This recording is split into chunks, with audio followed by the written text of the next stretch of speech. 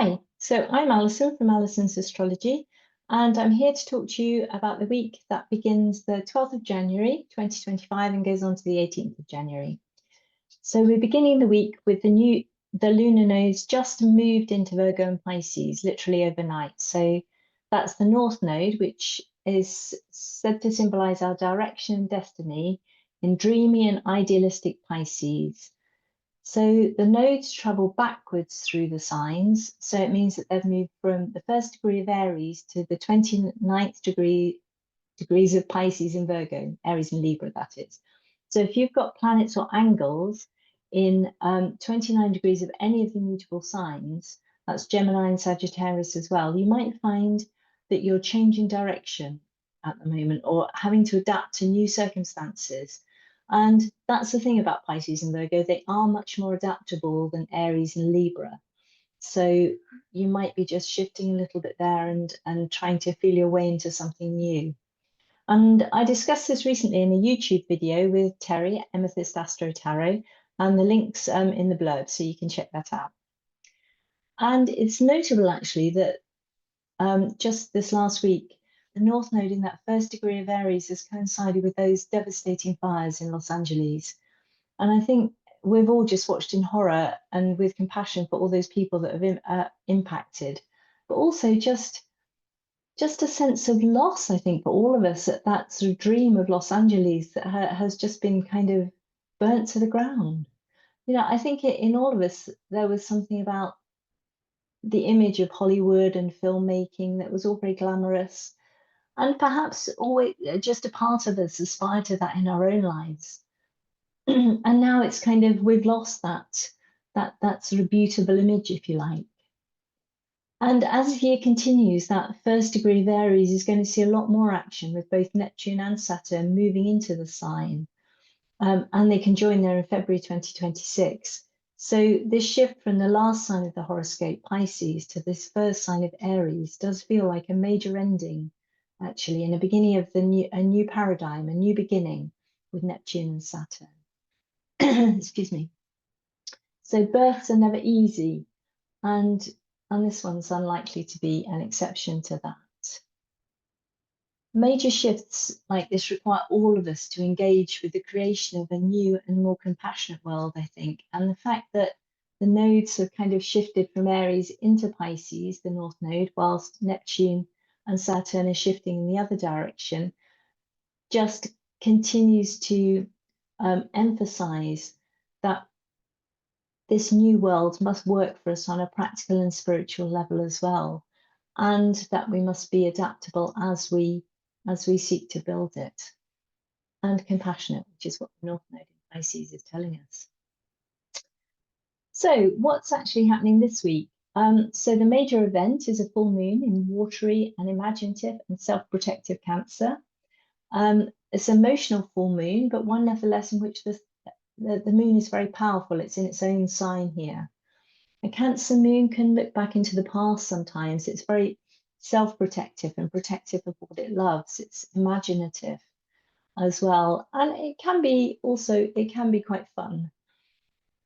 But with this moon then, I think we're thinking back to where we've come from, our origins, our memories, families, tribe, and it may be about how we relate to our families and to our memories actually, which is going to be especially kind of pertinent with perhaps those people who've been impacted by the fire, looking back and thinking about memories and wondering how to move forward from that. So is there a decision to be made around that here so that moving forward can actually happen? The family and tribal theme is highlighted by Mars still retrograde in Cancer and now sitting beside that full moon. And our dreams and goals are involved too, as both full moon and Mars are trining Neptune and the Pisces North Node. So we've got a lot of emotion involved here, but also a practical side because the Sun, of course, is in Capricorn and the South Node, Virgo, is in practical Virgo, both Earth signs. So all full moons, of course, are the culmination of a cycle. We always say that on the full moon. And in order to move on, always you have to let something go. And And sometimes that's material stuff. Sometimes it's actual ideals or things that you're thinking, opinions, can be anything. So with Cancer, it suggests that it's something to do with your memories or something to do with something you've been kind of clinging on to, perhaps you've been emotionally attached to. The Capricorn sun is demanding that we look forward towards the future. And the trine to the South Node in Virgo implies that in order to fill our Piscean dreams with the North Node and build that next stage of our lives in a practical way, we have to take practical steps. And that's emphasized by Saturn, ruler of that Capricorn sun, being in Pisces too. There's a lot of earth and water here about dreams and making dreams happen, emotion and practicality. So Cancer and Capricorn are about nurturing and looking after in both emotional ways, which is Cancer, and practical and material ways, which is Capricorn. Both signs can be very businesslike and both tend to be good with money.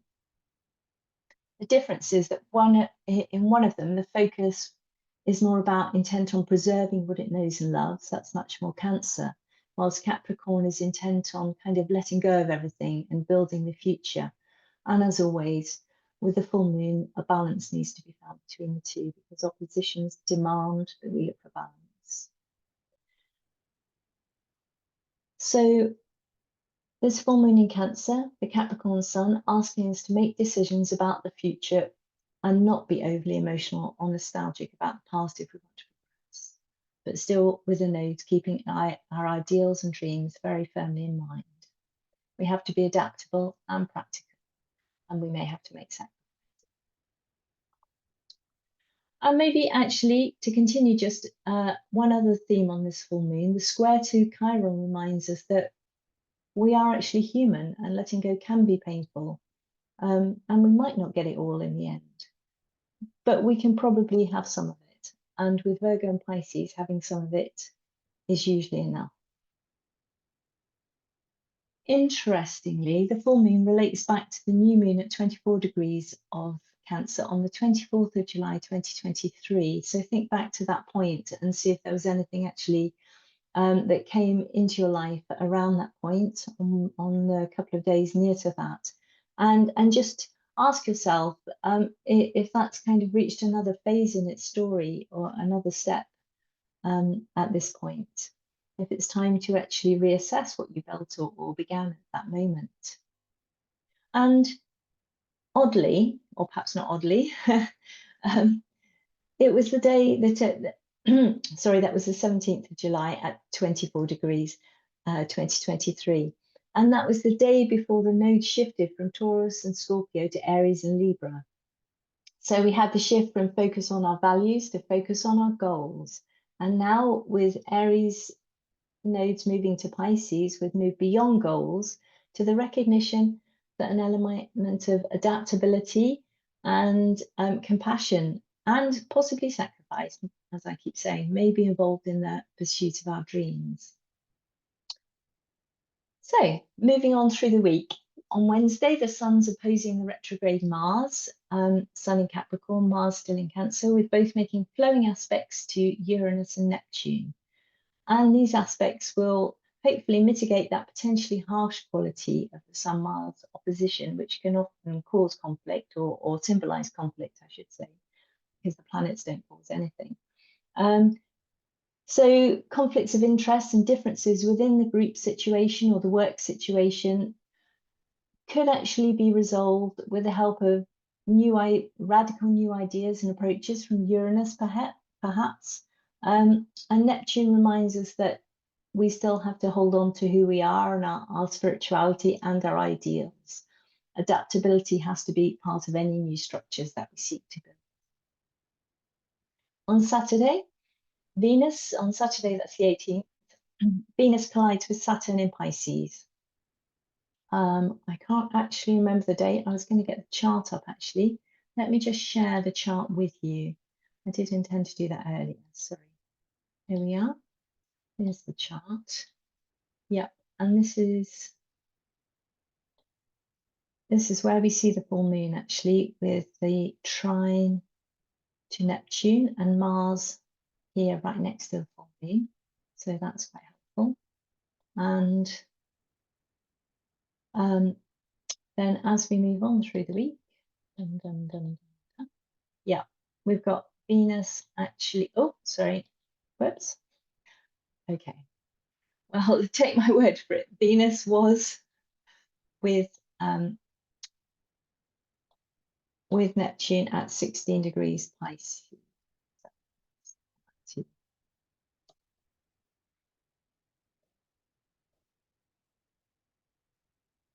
Yeah, I'm not going to touch them. So trust me, it conjoins at 16 degrees Pisces.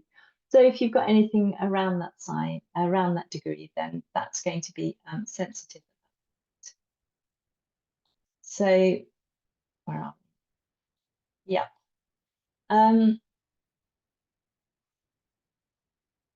Yeah, so Saturn and Venus, sorry, in Pisces is suggesting that our romantic ideals might not actually be aligning with the reality just at the moment, and we might have to work harder to build a relationship, or indeed the dream, the structure, Saturn, that we want, while simultaneously ensuring that we're not the ones making all the sacrifices.